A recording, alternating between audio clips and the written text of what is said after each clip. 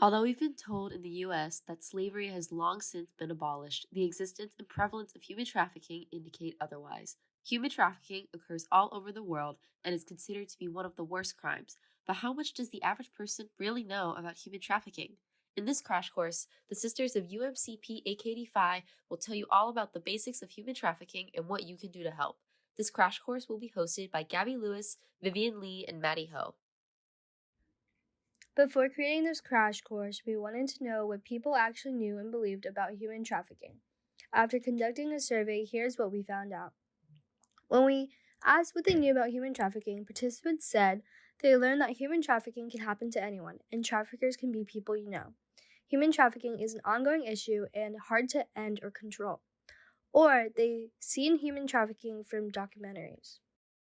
There are several common myths and assumptions about human trafficking, such as the ones listed here. Trafficked people can only be immigrants from other countries/foreigners. Human trafficking is a crime that has to be involved some form of travel, transportation, or movement across the state or national borders. Human trafficking is another term for human smuggling. There must be elements of physical restraint, physical force, or physical bondage when identifying a human trafficking situation. Victims of human trafficking will immediately ask for help or assistance and will self-identify as a victim of crime. These myths are all false.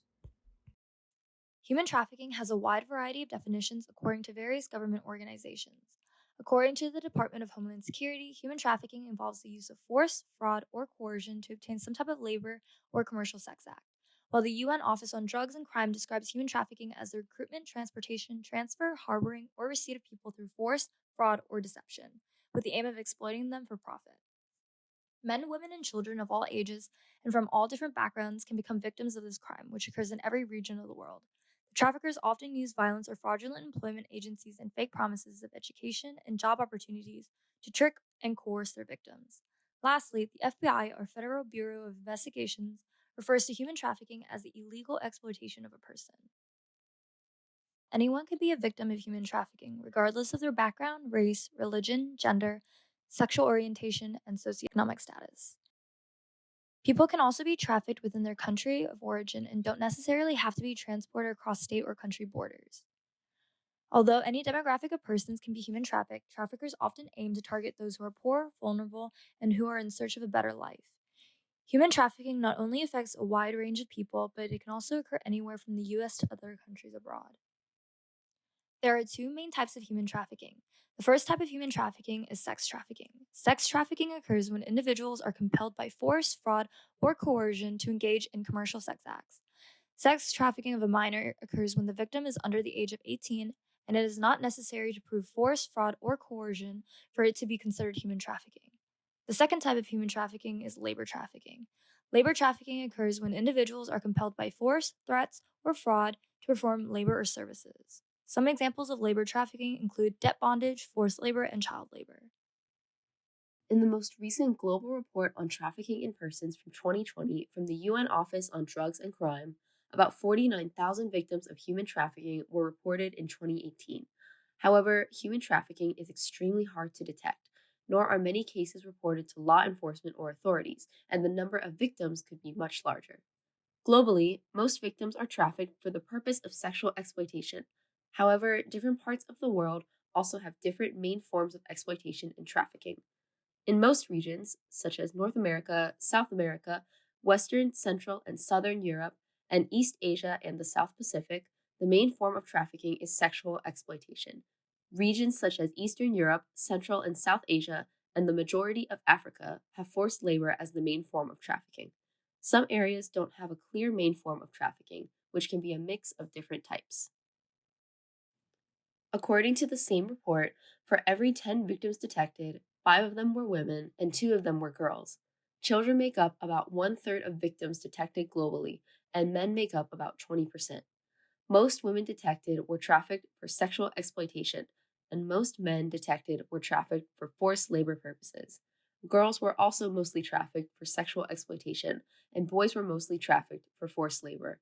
Again, victims can come from anywhere, any place, any economic or social standing, any race or gender. So you now may be wondering what is being done to stop human trafficking. Currently, there are many organizations dedicated to ending human trafficking. Polaris is a major organization that is leading a social justice movement to fight sex and labor trafficking by using the power of data. They assist the U.S. National Human Trafficking Hotline and helped ensure countless traffickers were held accountable and built the largest known U.S. data set on actual trafficking experiences. Specifically for children, the National Center for Missing and Exploited Children is one of the most prominent organizations that help with sex trafficking victims. Since being established, they are able to find 348,000 children and supported over 7,000 families.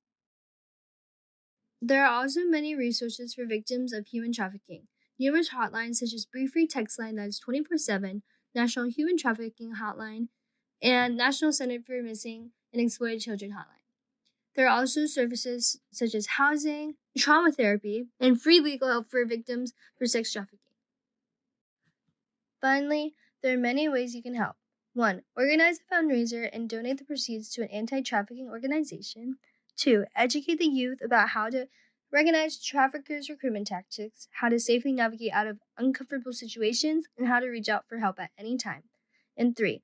Learn the indicators of human trafficking by taking a training. Thank you for taking the time to watch this crash course and learn about some of the basics of this global issue. We hope you're able to take anything you've learned to help spread awareness about the truths of human trafficking and how we as individuals can push back against it.